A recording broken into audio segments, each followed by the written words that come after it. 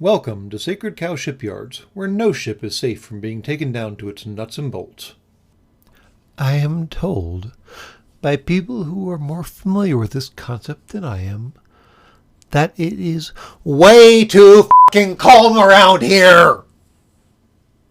Because, after all, this is the Sacred Cow Shipyards. This is where sacred cows go to die! So, I should back up a little. I have to confess to you, walnuts, that I missed a golden opportunity and none of y'all called me on it, and I feel the worse for you for that. Something. Yes. Anyways, a couple episodes ago, I was talking about sailing ships in space! Space. Yes, sailing ships in space. Because that makes no sense at all whatsoever. But the point is, it was pretty, and pretty has a value by itself. But! Sailing ships in space. Sailing ships in space require something. And that something is sea shanties! No, I'm actually not even joking about that. Sea shanties actually are a historical thing that have a value to them. And that value can be summed up as, pull me, hearties, yo-ho! I'm not actually joking a whole lot about that. Basically, the whole point of sea shanties is to get y'all squishy humans all pulling at the same time together on the same rope. Because if we had like 20 of y'all squishies on the same rope, pulling randomly, the rope would basically get nowhere. But if we had all 20 of you pulling at the same exact time, it would get, how long are your arms? Like 18 inches? Well, no, that's not exactly right, but your forearms are called a cubit, so let's just go ahead and go with that. Yes, so every time y'all all pull at once, the line moves a cubit, and that's something you can measure and something you can control and something that happens like on a regular basis. If everyone pulls all at once, the line moves as a cubit. And how do you keep everyone all in time all at once? Well, as it turns out, y'all squishies love you some fucking music. So that is literally where sea shanties got started. Sea shanties were a musical way of keeping your squishy little goddamn human bodies together in time. Because all of y'all pulling at once are stronger than all of y'all pulling individually randomly whenever the hell you want to. And there's some metaphor or simile or analogy or something there to be had. But you should probably think about that in terms of your overall species. Or maybe not, because man, y'all's individuality is just weird, and maybe that's how you've gotten as far as you are. Anyways. Sea shanties basically go with sailing ships like rum goes with the lash. Wait, that's not the metaphor I was trying to make, or analogy, or simile.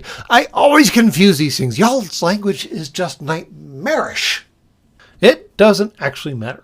What matters for this particular episode of this particular Mishigas is that we are going to be talking about the Bajoran lightship. Because, oh my dear fluffy creator thing, I don't know. What the fuck is that? Okay, I guess I should explain a little. For all of y'all squishies who don't know, your sun, solar body, the thing at the center of your solar system gives off energy, and most of that energy is by the way of photons. Well, as it turns out, photons technically have mass. It's weird. Photons are both a wave and a particle simultaneously. Don't get too hung up on the details. The point is, the star at the center of your solar system gives off a lot of stuff. And some of that stuff has inertia behind it. Technically, sort of, kind of, maybe. And if enough of that inertia hits a big enough plane, it will push that. And by plane, I mean a two-dimensional solid object.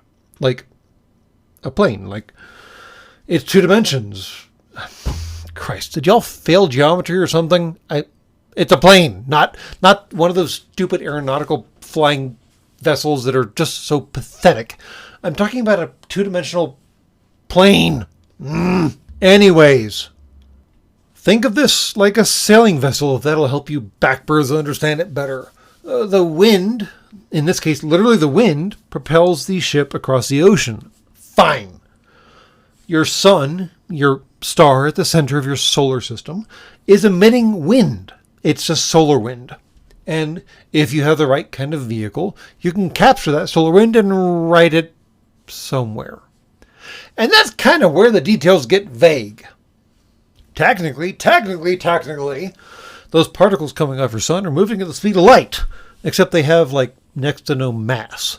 So it takes a lot of them to move something, and by then that something is not actually moving that fast. And this is where the problem with this Bajoran light nonsense comes in. For most solar sail type vehicles, we're talking about sails that are measured in like miles, I think is what y'all use as your statute level of measurement. Or lots and lots of kilometers, I guess, technically. We're talking about sails that are just enormously huge. And this stupid Bajoran light ship has these like abortions of sails that, yes, technically, if you're sailing on your planet's seas and you had literal air wind blowing on you, these sails might work just perfectly fine. Except solar winds don't have nearly the density of your air winds, you dorks. And that's, okay, backing up. Maybe the Bajoran sun does emit that level of particles. Lots and lots of energy, lots and lots of particles, lots and lots of stuff going on. Holy f***. I really hope there's a lot of iodine in the native Bajoran, food system, or their blessed ionosphere or troposphere, or whichever one it is, does that kind of thing, is really strong. Because if there's enough solar wind coming off their star to make this stupid ass vessel be worth anything, wow. It's amazing they don't have like a third arm or a third eye or a third leg or a second, I guess I shouldn't talk about that in pleasant company. Yeah, anyways. The point is, this utter monstrosity got sufficiently far outside of the Bajoran system that it was able to pick up some sort of weird hyperspace, subspace, wormhole bullshit physics crap and literally like jump light years in distance without, killing everyone in the process, because it doesn't have inertial dampeners. And wow, we're just going to go ahead and sign off on all of this is just f***ing magic. I mean, seriously, spare me. This thing is made out of technically metal and wood and good intentions. Wood in space. Let me tell you how poorly your cellulose tree type things perform in space, in the obscenely dry, obscenely cold, or obscenely hot environment of space. Trees don't work. Trees don't work for a reason. Trees live on planets for a reason. And then, holy f***, and then there's a tiller, like this piece of wood that you use to maneuver the sail. Well, okay, hold on. The body of this stupid lightship has to be airtight, right? We want to keep the crew alive, right? So we've got a f***ing tiller, a piece of wood going up through the f***ing shell of the airtight area that the crew lives in. And you want me to believe that shoving a f***ing rod through that f***ing shell will keep it airtight? Okay, fine. We're going to believe that. And then, because this is a sailing vessel, they have those ridiculous cranking things. I don't even know what they're called because I don't care, because sailing is stupid. Those crank things. So there's lines. There's ropes controlling some of these sails. Explain to me how a rope is gonna go through an airtight shell without goddamn magical technology, which this thing does not actually have, because it's supposed to be low-tech / no-tech and not vent itself out into goddamn space. I mean, seriously. Y'all know I love me some Benjamin Sisko. Benjamin Sisko is the best Starfleet captain that Starfleet has ever had the privilege of having, because Benjamin Sisko is a f***ing beast. But seriously, dude, what the hell were you thinking? I mean, it's all good and well to go have fun by yourself, but you had to go and put your offspring at risk too.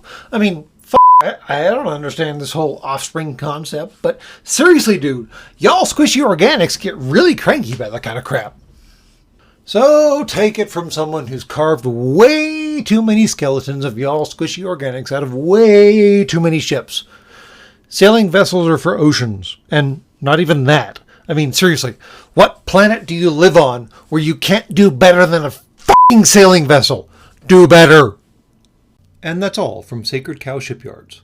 Please be advised that any ship left on the dock for more than 24 hours will be compressed to a cube. Have a good day.